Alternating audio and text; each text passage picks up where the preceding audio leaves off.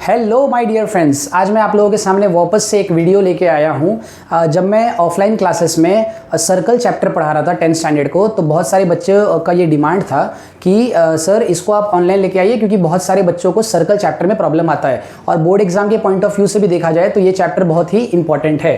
तो circle chapter start करने से पहले हम लोगों को ऐसा तो नहीं कि 10th स्टैंडर्ड में डायरेक्ट हमको सर्कल पढ़ने के लिए मिला, उसके पहले हमने 9th स्टैंडर्ड तक आज तक सर्कल के बारे में जो भी बेसिक से बेसिक चीज़ें पढ़ी है उसका हम लोग इंट्रोडक्शन कर लेंगे आज, और उसके बाद नेक्स्ट लेक्चर से हम लोग बाकायदे 3rd चैप्टर का जो 10th स्टैंडर्ड का है सर्कल, उसको हम लोग प्रॉपरली पढ़ेंगे।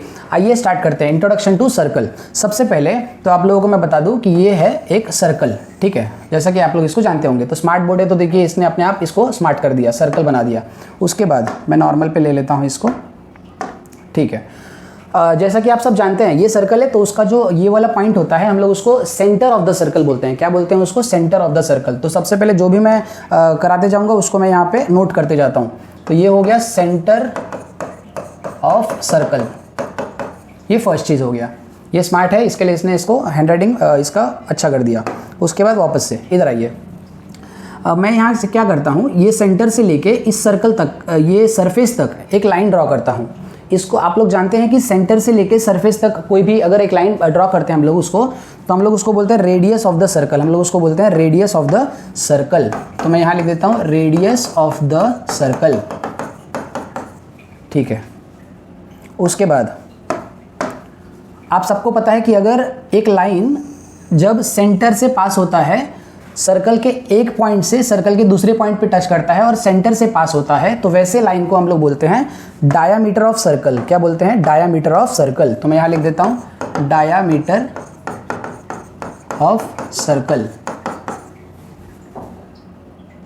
उसके बाद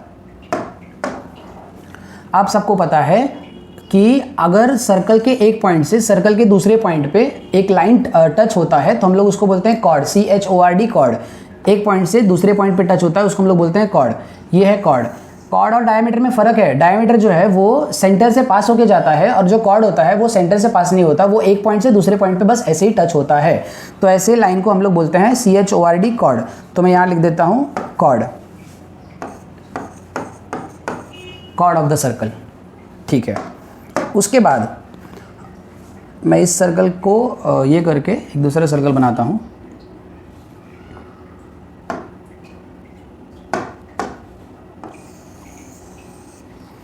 ये एक सर्कल है, ये उसका सेंटर है। देखिए, अगर मैं एक लाइन को ऐसा ड्रॉ करता हूं जो कि सर्कल को किसी एक पॉइंट पे टच कर रहा है, देखिए बाहर से हमने एक लाइन को ड्रॉ किया जो कि सर्कल को किसी एक पॉइंट पे टच कर रहा है, तो ऐसे लाइन को हम लोग क्या बोलते हैं? टेंजेंट बोलते हैं। क्या बोलते हैं उसको? Tangent of the circle. तो मैं यहां लिख देता हूं उसको टेंजेंट ऑफ द सर्कल,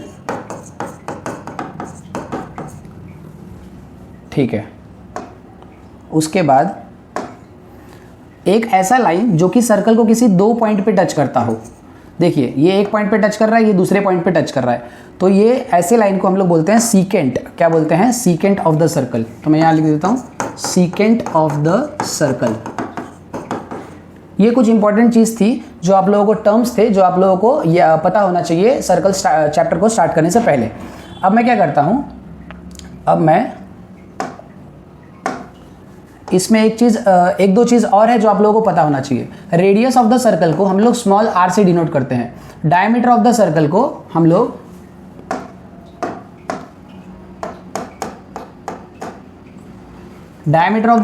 लोग स्मॉल d से डिनोट करते हैं। तो ये जो रेडियस होता है, जैसे आप लोग जानते हैं कि रेडियस होता है ये सेंटर से लेके सर्कल तक जो लाइन जाता है। डायमीटर क्या होता है? एक पॉइंट से दूसरे पॉइंट पे जाता है और सेंटर को पास होते हुए जाता है। तो आप लोगों को एक चीज का ध्यान रखना है, ये जो रेडियस होता है ना वो डायमीटर का आधा होता है। डायमीटर का ये पूरा डायमीटर है, मान लीजिए ये 10 सेंटीमीटर है, और ये जो रेडियस है वो उसका आधा होगा। कितना होगा? 5 सेंटीमीटर। तो आप लोग इसको दोनों तरीके से बोल सकते हो कि रेडियस जो होता है वो डायमीटर का हाफ होता है और डायमीटर जो होता है रेडियस का डबल होता है। तो 2 × r होता है वो। ये कुछ बेसिक चीज़ें थी जो आप लोगों को पता होनी चाहिए। और इसमें एक दो चीज़ें सर्कल में और है कि मान लो मैं एक सर्कल ड्रॉ करता हूं, तो इसमें आप लोगों को एक दो चीज़ें हैं जो कि समझने लायक हैं कि एक तो एरिया ऑफ सर्कल का फॉर्मूला क्या है। Area of circle, area of circle क्या होता है? Basically pi into r square. तो बेसिकली अगर आपको r का वैल्यू पता है, r मतलब ये जो रेडियस है उसका वैल्यू अगर पता है, तो आप लोग इस पूरे सर्कल का एरिया फाइंड कर लेंगे। एरिया मतलब क्या कि उसने कितना जगह कवर किया है, क्षेत्रफल कितना कवर किया है, उसको हम लोग बोलते हैं एरिया ऑफ द सर्कल। इसमें एक चीज और है जो आप लोगों को पता होना चाहिए कि सरकमफेरेंस क्या होता है। Circumference of the circle, circumference क्या होता है?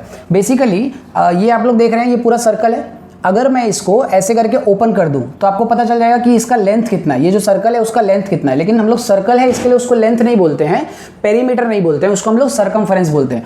आप लोगों को याद होगा कि अगर मैं कोई ट्रायंगल बनाता हूँ या फिर मैं कोई स्क्वायर बनाता हूँ या तो फिर मैं कोई रेक्टेंगल बनाता हूँ, तो इसका अगर मेरे को तीनों साइड अगर पता रहता है, ये थोड़ा हाँ ठीक है, अगर मेरे को इसका तीनों साइड पता रहता है, जैसे कि ये प्लस ये, तो मैं बोलता हूँ पेरीमीटर। अगर मेरे को इसका चारों साइड पता रहता है तो ये चारों साइड को प्लस करता हूँ तो पेरीमीटर हो जाता है। लेकिन अगर मेरे को